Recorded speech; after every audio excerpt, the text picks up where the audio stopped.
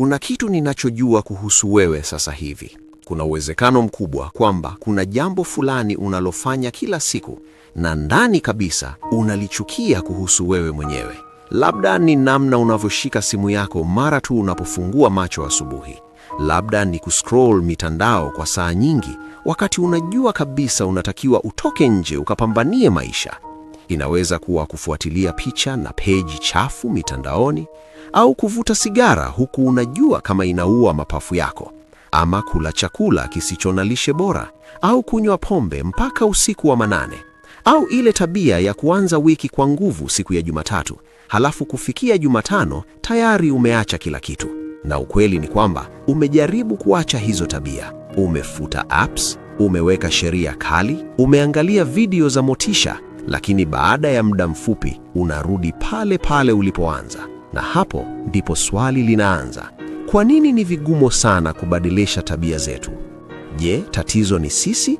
Au inawezekana kwamba njia tunayotumia kupambana na tabia hizi ndiyo tatizo lenyewe? Kwa sababu kadiri unavyopambana na tabia fulani kwa nguvu, ndivyo inavyozidi kuwa ngumu zaidi. Kulikuwa na mwanaume aliyekuwa akivuta sigara kwa miaka 20. Alijaribu kila kitu ili kuacha. Tiba ya kisaikolojia, dawa mbalimbali, hakuna kilichofanya kazi. Mpaka siku moja alipokwenda Japan kwa kazi na kukutana na mtawa mzee wa Kibudha, na ndani ya miezi mitatu aliacha kuvuta sigara kabisa.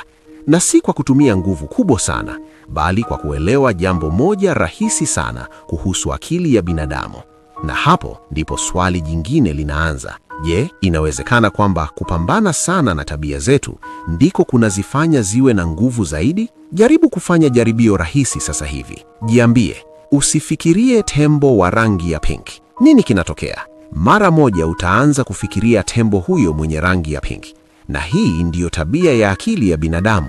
Kadiri unavyojaribu kufikiria kitu kisitokee kwa nguvu, ndivyo akili yako inavyokifikiria zaidi. Ndiyo maana kujisema kila siku na kila wakati, sitakunywa pombe, sitavuta sigara, sitaangalia simu, mara nyingi hufanya akili yako iweke umakini wake zaidi kwenye tabia hiyo, na uwe unaiwaza mara kwa mara na kuhofia kushindwa. Kulikuwa na kijana mmoja aliyekuwa na hasira kali. Kila siku mambo madogo madogo yalimkera mpaka alipokuwa akiwakasirikia wanafunzi wake. Alijaribu kila kitu kuizuia, kutafakari kwa masaa mengi, hata kufunga kula, lakini kadiri alivyopambana na hasira yake, ndivyo ilivyokuwa na nguvu zaidi.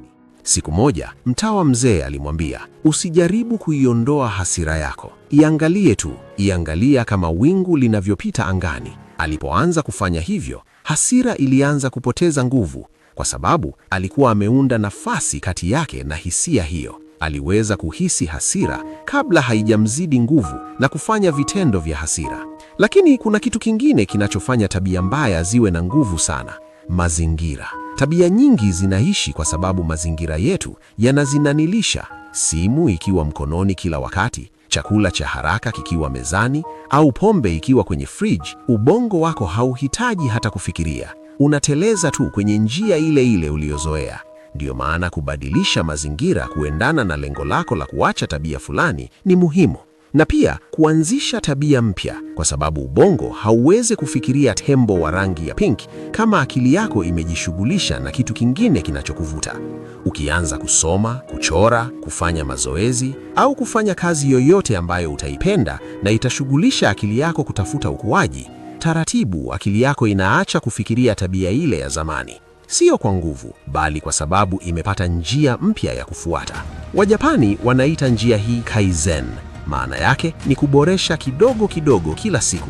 Utamaduni wa Magharibi unapenda mabadiliko makubwa ghafla, lakini Kaizen inasema badilisha kidogo sana kwa wakati. Dakika 5 kidogo ya push-ups, dakika 5 kidogo ya kusoma, hatua ndogo sana, lakini ikifanyika kila siku zinajenga ubongo mpya pole pole. Na jambo lingine muhimu, mabadiliko ya kweli hayatokei kwa kujichukia.